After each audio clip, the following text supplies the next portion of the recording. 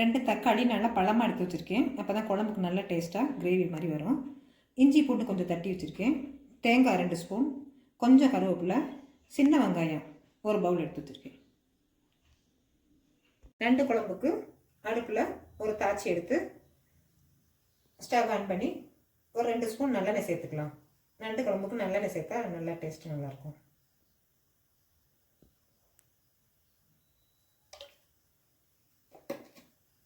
எண்ணெய் கொஞ்சம் காஞ்சதும் சோம்பு மிளகு சேர்த்துக்கலாம்.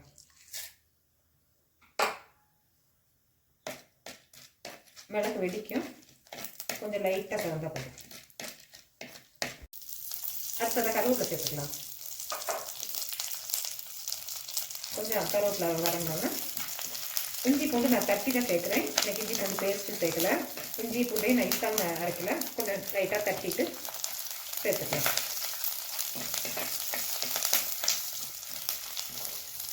அதோட 2 பச்சை மிளகாய். 2 குழம்புக்கு பச்சை மிளகா போட்டால் டேஸ்ட் நல்லாயிருக்கும். நாட்டு மிளகா கிடைச்சா நல்லாயிருக்கும் பச்சை மிளகா.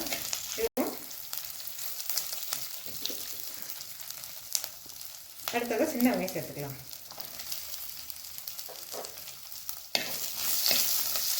சின்ன வெங்காயம் 1 கப்னா தக்காளி சேர்த்துக்கேன்.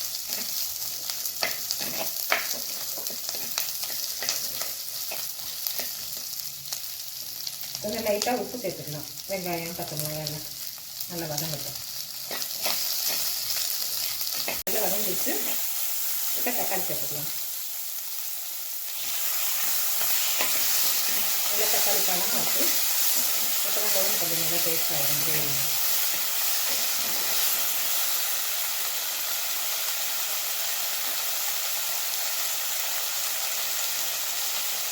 நல்லா வெங்காயம் தக்காளிலாம் வதங்கிடுச்சு.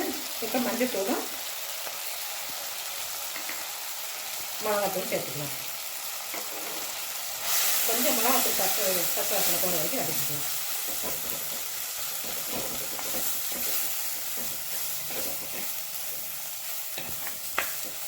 வெங்காயம் தக்காளி மிளகாத்தூள் எல்லாம் நல்லா வதக்கியாச்சு. அதில் 1 ஸ்பூன் மல்லித்தூள் சேர்த்துக்கலாம்.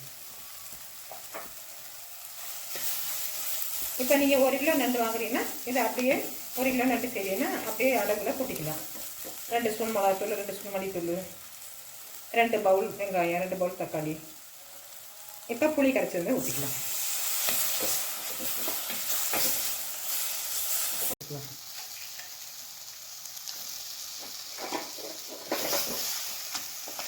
நல்லா லைட்டாக கொஞ்சம் நேரம் மெதுவாக நல்லா வதக்கிட்டு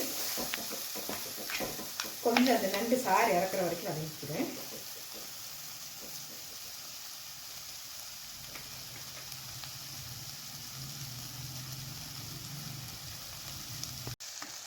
இப்போ நல்லா நண்டு வதங்கிடுச்சு. இப்போ தண்ணி கொஞ்சம் சேர்த்துக்கலாம். நண்டு வேகிற அளவுக்கு.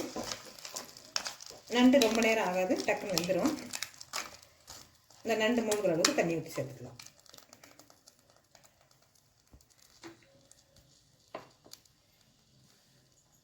நண்டு குழம்பு வந்துருச்சான்னு பார்க்கலாம்.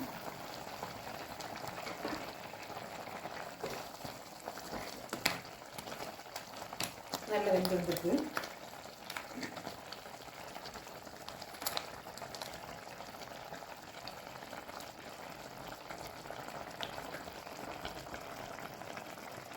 நண்டு குழம்புக்கு நல்ல பேஸ்ட் பதத்துக்கு தேங்காய் அரைச்சி வச்சுருக்கு. நீங்கள் தேங்காய் அரைச்சி ஊற்ற போலீங்கன்னா தேங்காய் பால் கூட எடுத்து ஊற்றிக்கலாம்.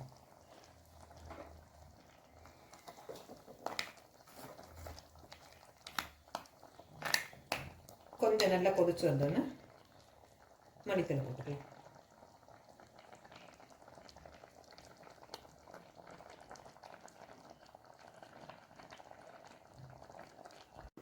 இப்போ நல்லா கொதி வந்துருச்சு. லைட்டாக கொஞ்சோண்டு கொத்தமல்லி இலையில தூக்கிக்கலாம்.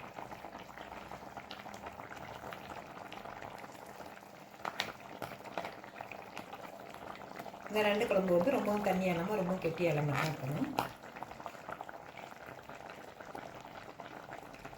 இல்லை இன்னும் இந்த நண்டு குழம்பு கெட்டியாக வேணும்னா கொஞ்சம் தேங்காய் சேர்த்து அரைச்சி ஊற்றிக்கலாம்.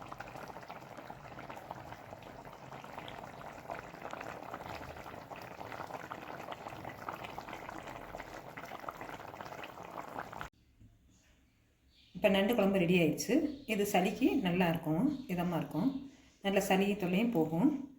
நண்டு குழம்பு வந்து சாதத்துக்கு மட்டும் இல்லாமல் இட்லி தோசைக்கும் வச்சு சாப்பிட்டா நல்லாயிருக்கும். இதை அடுத்த நாள் சூடு பண்ணி சாப்பிட்டா கூட இன்னும் டேஸ்ட்டாக இருக்கும்.